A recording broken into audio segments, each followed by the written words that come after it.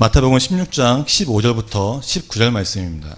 신약성경 28장에 있습니다. 이르시되 너희는 나를 누구라 하느냐? 시몬 베드로가 대답하여 이르되 주는 그리스도시요 살아계신 하나님의 아들이시니이다.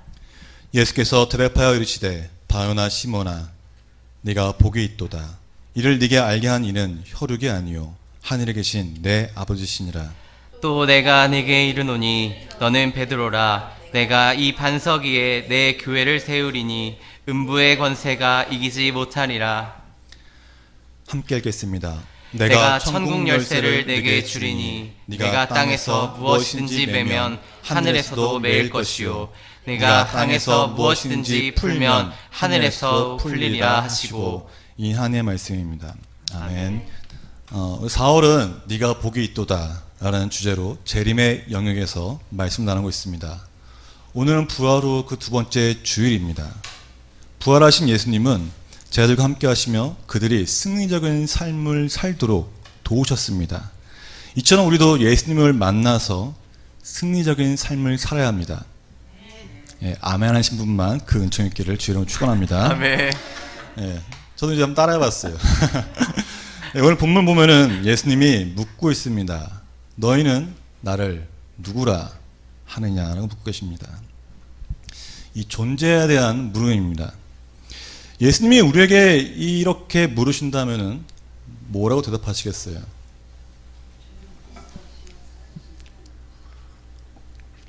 예, 당연한 것이지만 아마 우리는 본문에 나오는 이 베드로의 고백처럼 대부분은 예수님은 나의 구원자시며 하나님의 아들이십니다라고 고백할 것입니다. 아멘.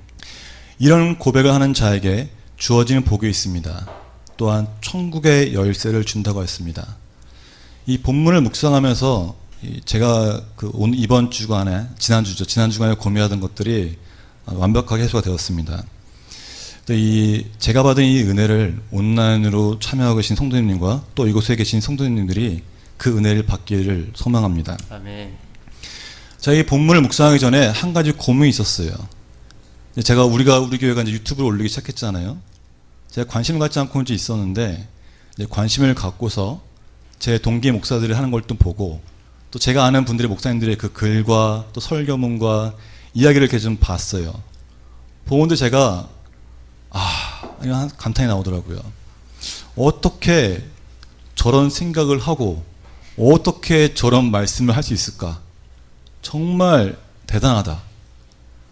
저런 분에게 저런 강점이 있구나 하며 감탄이 절로 나왔습니다. 이 감탄을 제가 쭉 하고 있다가 몇몇 보면서 정말 뛰어나구나. 정말 뛰어나구나. 이 교회가 커서 그런 게 아니라 이 목사님이 하는 그 사고방식과 그 세계관이 정말 뛰어나다는 것입니다. 그 저를 보게 된 거예요. 나랑 같은 시기에 개척한 저 목사님인데 나는 뭐가 있지? 내 무기는 뭐지? 내 강점은 뭐지?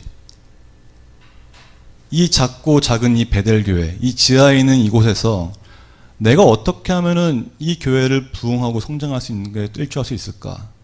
저를 돌아보게 되었습니다. 나에게 주어진 달란트가 무엇인지, 정말 내 강점, 남들이 갖고 있지 않은 무기가 무엇인지를 계속 생각했다는 것이에요. 근데 본문을 묵상하면서 하나님은 저에게 큰 깨달음을 주셨어요. 바로 예수 그리스도를 고백하는 자에게 복이 있고 또 그 고백 위에 교회를 세우신다는 것입니다. 저는 이 말씀 보면서 참 많은 걸 생각하게 됐어요. 왜냐하면은 이 베드로가 인간적으로 아주 특별한 능력 있는 사람은 아니었습니다. 다들 아시잖아요. 어부였고 배운 게 없는 사람이었습니다. 그런 그가 예수님에게 복이 있으며 또 음부의 권세가 이기지 못하는 교회를 세울 것이라는 말을 듣게 됩니다. 왜 그럴까요? 바로 예수님을 고백했기 때문입니다. 이 베드로의 고백이 무엇이었습니까? 주는 그리스도시요 살아계신 하나님의 아들입니다 라는 고백이었습니다. 그리스도라는 말은 곧 구원자임을 뜻합니다. 그리고 하나님의 아들이라고 말하는 것은 성육신하신 예수님을 인정한다는 것입니다. 이런 고백을 한다는 것이 어떤 의미일까요? 교회를 다니는 대부분의 사람들은, 아니 많은 사람들은 모든 사람들이 다 똑같이 고백합니다. 예수 그리스도는 하나님의 아들입니다라고 고백한다는 것입니다. 근데 그 고백이 진정한 고백이 아닐 수 있다는 것이에요. 다른 사람도 그렇게 말하니까, 교회 가는데 그렇게 가르치니까 나도 그렇게 고백을 합니다라고 말할 수 있다는 것이에요. 물론 그것이 나쁜 건 아닙니다. 나쁜 것은 아니에요. 하지만 그것에서 멈춰서는 안 된다는 것입니다. 예수님이 나의 구원자라는 이 고백은 내가 죄인임을 인정하는 동시에 예수님을 통해 내 죄를 용서받았다는 것입니다. 다른 말로 해볼까요? 제가 좀 더 직접적으로 해볼까요? 나는 하나님의 아들이신 그 독생자 예수님을 십자가에서 희생시킨 사람입니다. 이 고백이 바로 이 고백입니다. 좀 와닿으시나요? 이 고백은 내가 죄인임을 인정하는 고백이고 또 예수님의 은혜로, 십자가의 은혜로 죄를 용서받았다는 고백입니다.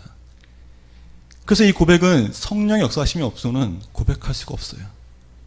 그래서 본문에서도 하늘에 계신 아버지가 고백을 하게 하신 것이라고 말씀하십니다. 그럼 여기서 더 한 가지 질문이 생기는 것이에요. 예수님의 그 십자가는 나에게 무엇인가? 십자가가 뭔가요? 십자가의 은혜를 바라보아야 하는데 십자가를 바라본다는 것은 결코 쉬운 일이 아닙니다. 정말 어려운 일이에요. 단순히 눈으로 십자가를 바라보는 것이 아니라 십자가의 그 본질을 봐야 합니다. 십자가의 본질을 바라보는 자는 하나의 나라에 합당한 자입니다. 그런 십자가를 바라보기 위해서는 무엇보다 먼저 우리의 자아를 내려놓아야 돼요. 내 의지나 내 어떤 그 욕심의 욕망이 있으면 십자가를 제대로 바라볼 수 없다는 것이에요. 성경에 기록되기를 누가복음 9장 62절에 예수께서 이르시되 손에 쟁기를 잡고 뒤를 돌아보는 자는 하나님의 나라에 합당하지 아니하리라 하시니라고 말씀하십니다. 손에 쟁기를 잡고 뒤를 돌아보는 것은 내 노력에 의한 무엇인가 할 수 있다는 그 생각과 미련입니다. 그런 자는 하나님 나라에 합당하지 않다는 것이에요. 내 의지나 내 능력이 아닌 전적으로 예수님만을 바라보아야 한다는 것입니다. 답은 여기에 있습니다. 예수님이 나의 구원자이시며 하나님의 아들이라는 고백은 나의 의지를 내려놓고 예수님만을 바라보겠다는 것입니다. 너무나 당연한 말 같지만 이 고백이 실현되기 위해서는 내 삶의 자리가 바뀌어야 합니다. 삶의 자리를 바꾸는 고백이 있을 때 교회를 세울 수 있습니다. 우리는 다 알고 있겠지만은 베드로는 본문에서 예수님을 고백하고 예수님의 말을 들었지만 삶이 바뀌지도 교회를 세우지도 못했습니다. 자신의 능력으로는, 자신의 의지로는 예수님을 부정하는 것밖에 할 수 없었어요. 그러나 부활하신 예수님을 다시 만나고 예수님이 부르시고 예수님의 살아계심을 체험했을 때 베드로의 삶의 자리가 바뀌었습니다. 예수님을 깊이 경험하고 성령을 받았을 때 교회를 세우게 된다는 것입니다. 지금 말씀 묵상하면서 저는 어떤 특별한 능력을 원했어요. 다른 사람이 따라할 수 없는 저만의 특별한 무언가를 갈망했습니다. 그것이 있으면 교회를 성장시키고 부흥시키지 않을 수 있을까? 그런 생각했다는 것이에요. 그러나 오늘 말씀은 특별한 능력 있는 자가 부흥을 받는 것이 아니라 고백하는 자에게 복이 있으며 교회를 세운다는 것입니다. 성령의 능력으로 행하는 자가 교회를 세운다는 것입니다. 오직 예수 그리스도의 십자가의 은혜와 죄 사함을 체험할 때 음부의 권세가 이기지 못하는 거룩한 교회를 세울 수 있다는 것입니다. 아멘. 그래서 저는 이 말씀 묵상하면서 깨닫게 되었습니다. 정말 중요한 것은 다른 사람이 갖고 있지 않은 나의 어떤 특별한 무기가 아니라 오직 예수 그리스도만 바라보는 나의 신앙의 고백이 있어야 한다는 것입니다. 너무나 당연한 말이죠. 나의 능력이 더해져야 할 것 같은 그 생각했던 것들이 결국은 온전한 믿음과 신앙만이 교회를 세울 수 있다는 것을 알게 되었을 때 한편으로는 너무 쉬운 말 같지만은 한편으로는 큰 결단이 필요하다는 걸 더 깨닫게 됩니다.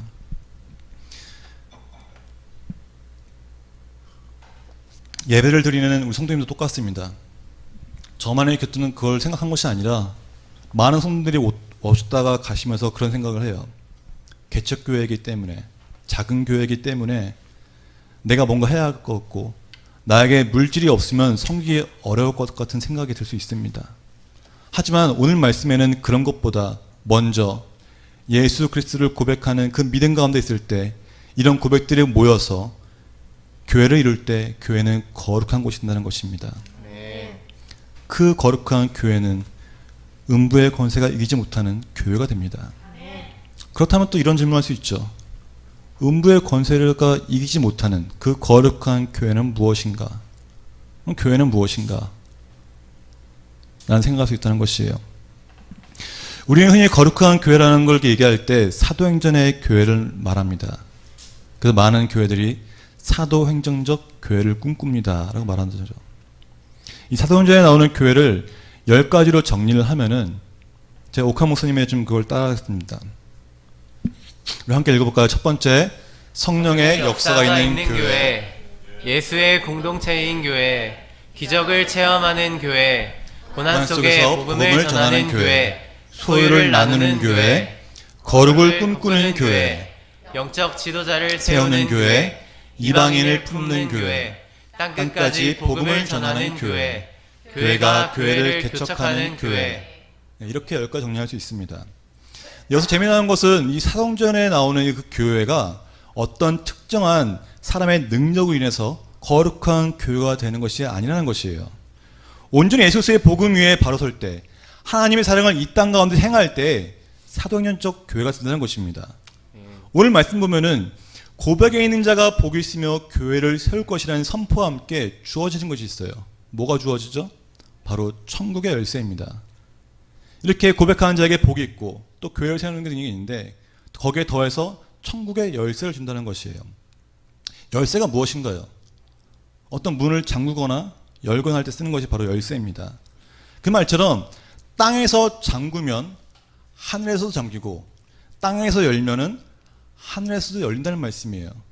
사실 이 말씀은 그 난해한 구절 중에 하나라고 말합니다. 근데 저는 이 구절을 우리의 이 말에 적용하고 싶습니다. 말에는 뭐가 있죠? 권세가 있습니다. 민수기에 기록되기를 여호와 하나님이 말씀하시길 너의 말이 내 귀에 들린 대로 내가 너에게 행하리니 라고 말씀하셨어요. 곧 우리가 어떤 말을 하느냐에 따라서 잠그거나 열 수 있다는 것입니다.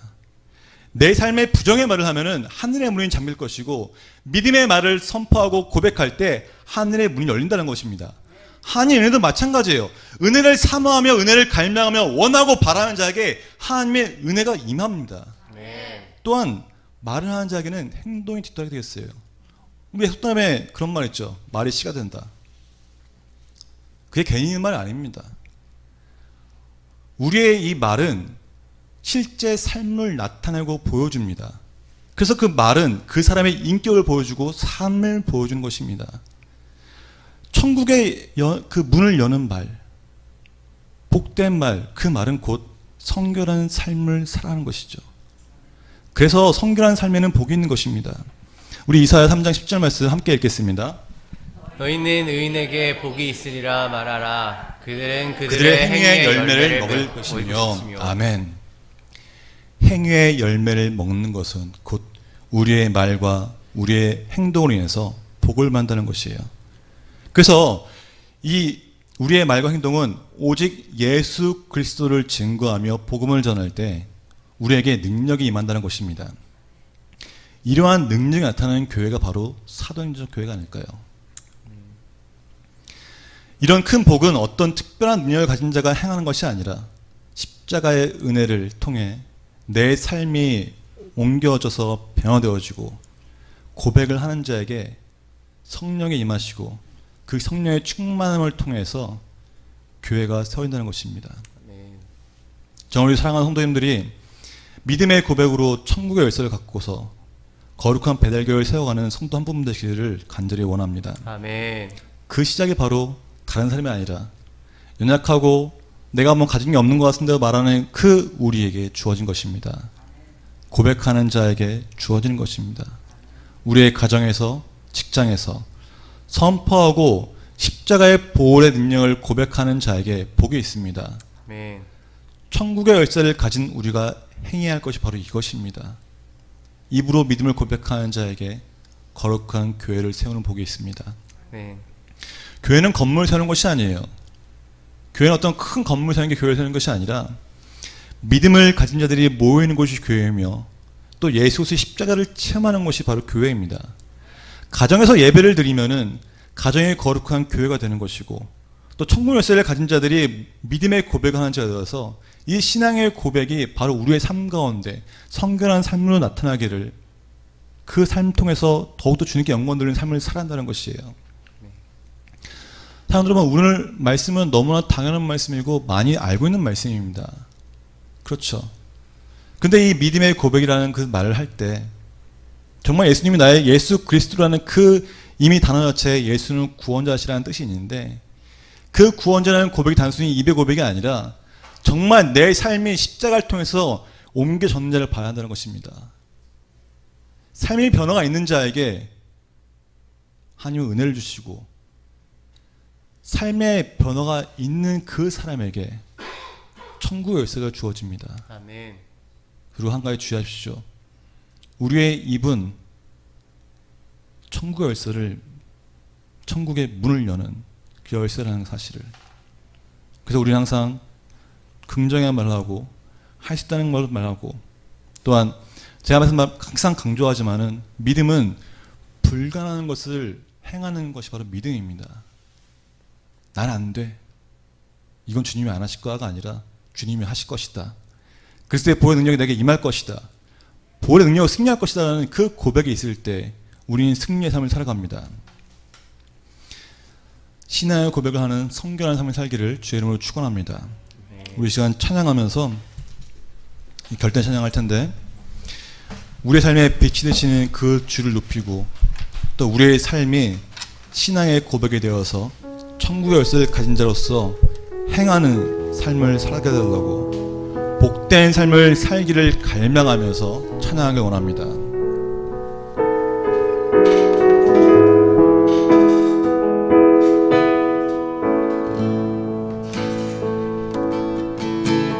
빛 대신 주